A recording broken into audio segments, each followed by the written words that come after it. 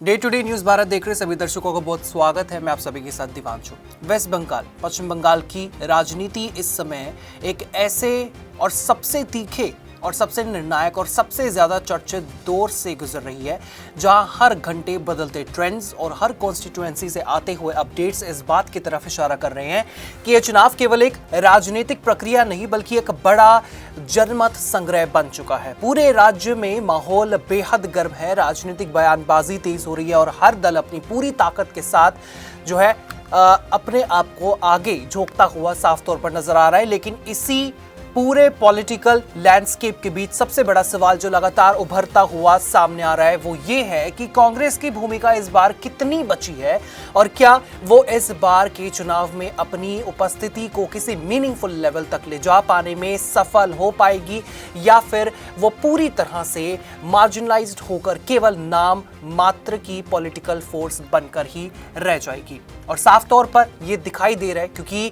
Waste Bengal में कांग्रेस एक भी सीट पर अपना पैर नहीं जमा पाई है। इसके पीछे क्या रीजन है, क्या हो सकता है, क्या पहले की कांग्रेस की कोई गलती है या अब की गलती है या फिर इस सब के पीछे क्या है? इस पूरे इलेक्शन नैरेटिव को अगर ध्यान से समझा जाए तो यह साफ दिखता है कि वेस्ट बंगाल की पॉलिटिक्स अब धीरे धीरे एक बाइपोलर स्ट्रक्चर में बदल चुकी है, जहां मुख्य मुकाबला सिर्फ दो बड़ी ताकतों के बीच केंद्रित हो गया है।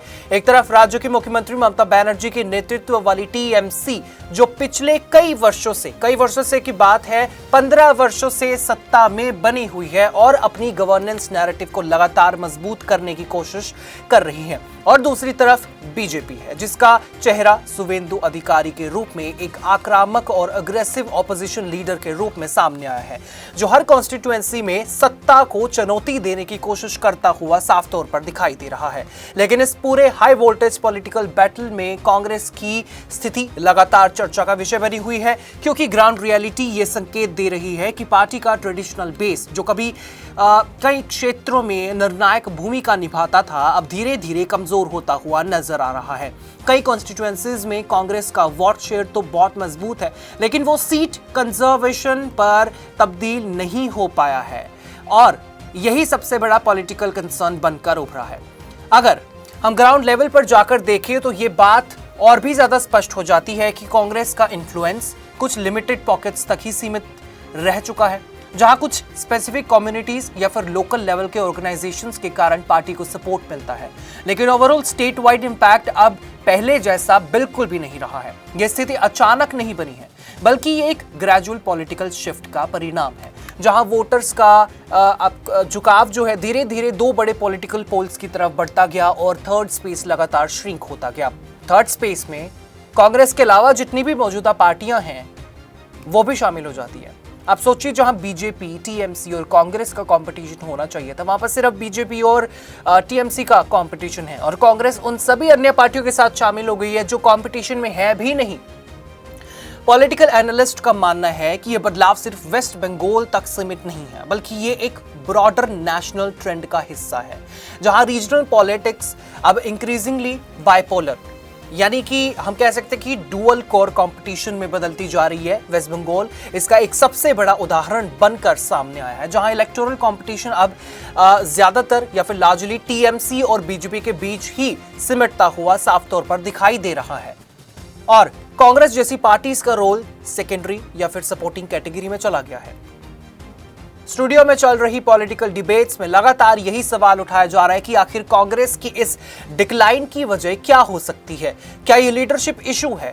क्या ये ऑर्गेनाइजेशनल वीकनेस है या फिर क्या ये बदलते पॉलिटिकल एनवायरनमेंट का नेचुरल आउटकम है? कुछ एक्सपर्ट्स का मानना है कि कांग्रेस का ग्रास रूट स्ट्रक्चर यानी कि जो उन्होंने जड़ें अपनी वेस्ट बंगाल में फैलाई थी लंबे समय से कमजोर हुई है, जिससे वो वोटर्स के साथ डायरेक्ट कनेक्शन बनाए रखने में असफल रही है।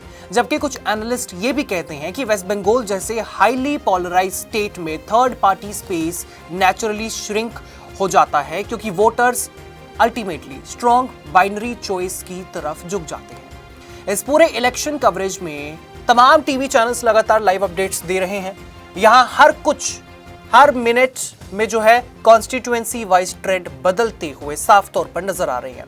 कहीं टीएमसी की बढ़त दिखाई दे रही है, कहीं बीजेपी वापसी करती हुई दिखाई दे रही है और कई सीट्स ऐसी हैं जहां मुकाबला इतना ज्यादा कड़ा है कि मार्जिन बेहद कम है। लेकिन इन सबके बीच एक पैटर्न साफ दिखाई दे रहा है कि कवरेज और अटेंशन ज्यादातर उन्हीं दो पार्टीज के बीच केंद्रित है और कांग्रेस की प्रेजेंस कहीं कहीं केवल स्टैटिस्टिकल मेंशन तक सीमित रह जाती है।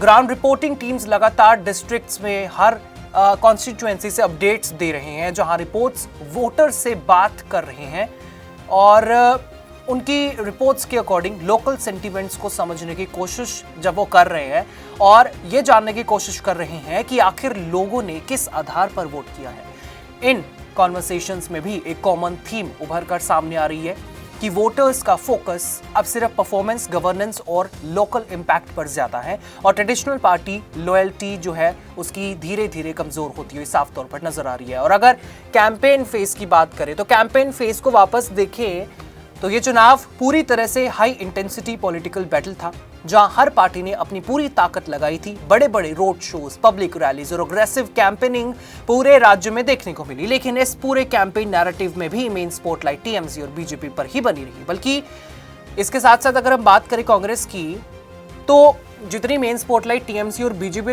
पे बनी रही है, वही कांग्रेस की कैंपेनिंग कंपैरेटिवली बहुत ज्यादा लिमिटेड स्केल पर दिखाई थी, जो उसकी ग्राउंड वीकनेस को और भी ज्यादा हाईलाइट करता है और भी ज्यादा उभार कर सामने लेके आता है। पॉलिटिकल ऑब्जर्वर्स ये भी नोट कर रहे हैं कि वेस्ट बंगाल की पॉलिटिक्स अब पूरी तरह से पर्सनालिटी ड्रिवन और इशू ड्रिवन दोनों बन चुकी है, जहां वोटर सिर्फ पार्टी सिंबल देखकर वोट नहीं करते बल्कि लीडरशिप इमेज, गवर्नेंस रिकॉर्ड और लोकल डेवलपमेंट को ध्यान में रखते हुए वोट करते हैं। इसी वजह से कंपटीशन और भी ज्यादा इंटेंस और भी ज्यादा गंभीर हो गया है, क्योंकि दोनों मेजर पार्टीज अपनी अपनी गवर्नेंस मॉडल को सामने रखकर जनता को कन्विंस करने की कोशिश कर रही है। इस पूरे सिनेरियो में यूथ वोटर्स की भूमिका भी काफी ज्यादा महत्वपूर्ण बन चुकी है, क्योंकि पहली बार वोट करने वाले या फिर यंग डेमोग्राफिक अब सोशल मीडिया, एम्प्लॉयमेंट कंसर्न्स और फ्यूचर अपॉर्चुनिटीज को ध्यान में रखकर अपने निर्णय ले रहे हैं। यही वजह है कि पॉलिटिकल नैरेटिव अब ट्रेडिशनल रैलीज से ज्यादा डिजिटल प्लेटफॉर्म पर भी हो चुका है। विमेन वोटर्स यानी कि महिला मतदाताओं का रोल भी इस चुनाव में काफी ज्यादा महत्वपूर्ण रहा है और कई कॉन्स्टिट्यूएंसीज में उनकी पार्टिसिपेशन काफी ज्यादा हाई रही है, जो ये दर्शाता है कि पॉलिटिकल अवेयरनेस अब समाज के हर सेगमेंट में तेजी से बढ़ रही है। लेकिन इन सब ब्रॉड ट्रेंड्स के बावजूद कांग्रेस का इंपैक्ट इन सेगमेंट्स में भी अपेक्षाकृत कमजोर नजर आता है, जो पार्टी के लिए एक बड़ा स्ट्रक्चरल चैलेंज बनकर सामने आता है। अब जब काउंटिंग और ट्रेंड्स की बात होती है तो हम अपनी स्क्रीन्स पर लगातार एक डायनामिक पिक्चर देख रहे हैं, जहां नंबर्स लगातार बदलते जा रहे हैं, लेकिन नैरेटिव लार्जली बाइनरी ही रहता है। एक्सपर्ट्स बार बार ये कहते हैं कि नजर आते हैं इन इलेक्शंस पर जो चीजें नजर आ रही हैं, इलेक्शन किसी वन साइडेड वेव का नहीं है बल्कि हाईली कंपेटिटिव कंटेस्ट का है। लेकिन यह भी साफ है कि कंपटीशन का सेंटर अब सिर्फ दो ही पोल्स के बीच में रह गया है। तीसरे पोल का कोई भी इसमें नज़ारा नहीं है। अगर ब्रॉडर पॉलिटिकल अंडरस्टैंडिंग की बात करें तो वेस्ट बंगाल अब ऐसे फेज में पहुंच चुका है जहां इलेक्टोरल पॉलिटिकल कंसोलिडेशन की तरफ बढ़ रही है।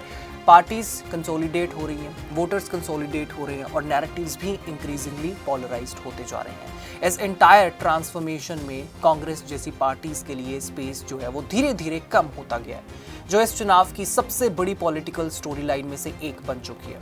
अब सबसे बड़ा सवाल यही बचता है कि क्या ये स्थिति परमानेंट है या फिर आने वाले समय में कोई पॉलिटिकल रीअलाइनमेंट इस स्ट्रक्चर को बदल सकता है। क्या कांग्रेस अपनी ऑर्गेनाइजेशनल स्ट्रेंथ को फिर से रिबिल्ड कर पाएगा? क्या वो ग्राउंड लेवल पे अपना कनेक्शन वापस ला पाएगा या फिर ये डिक्लाइन एक लॉन्ग टर्म पॉलिटिकल रियलिटी बनकर स्थापित हो जाएगा? और इसे पूरे कॉन्टेक्स्ट में वेस्ट बंगाल का ये इलेक्शन केवल एक इलेक्टोरल कॉन्टेस्ट नहीं रह जाता, बल्कि ये इंडियन पॉलिटिक्स के एक बड़े ट्रांसफॉर्मेशन का हिस्सा बन जाता है, जहां ट्रेडिशनल मल्टी पार्टी कंपटीशन धीरे धीरे डुअल कंपटीशन में बदलता हुआ दिखाई दे रहा है। फिलहाल जो ग्राउंड रियलिटी सामने आ रही है उससे ये संकेत मिलते हैं कि वेस्ट बंगाल की राजनीति अब पूरी तरह से पोलराइज्ड हो चुकी है और कांग्रेस की भूमिका पहले के मुकाबले काफी ज्यादा सीमित हो चुकी है। काफी ज्यादा सीमित भी नहीं लग रही है, बिल्कुल ही खत्म हो चुकी है। लेकिन जो एक फाइनल पॉलिटिकल स्टोरी है वो हमेशा वोटर्स ही लिखती है और हर इलेक्शन के साथ ये पिक्चर बदल जाती है और बदल भी सकती है, लेकिन वर्तमान मोमेंट में जो नैरेटिव डोमिनेट कर रहा है वो यही है कि मुकाबला अब सिर्फ मुख्य रूप से दो बड़ी ताकतों के बीच ही केंद्रित हो चुका है, और जहां पर ये कभी भी एक पार्टी की तरफ केंद्रित हो सकता है। कुछ ही देर में हमें ये पता चलेगा कि वेस्ट बंगाल में टीएमसी 15 साल बाद हार चुकी है या फिर पूरी कोशिश करने के बाद हार चुकी है। बीजेपी किस किस कॉन्स्टिट्यूएंसी में वापस आई है, किस वजह से वापस आई है और कितने वोटों से वापस आई है। तब तक के लिए बने रहिए day to day news Bharat के साथ। हमारा चैनल आपके साथ हमेशा वादा करता है निष्पक्षता और सटीकता के साथ आप तक हर एक खबर, इन्फॉर्मेशन और अपडेट इसी तरीके से पहुंचाता रहेगा।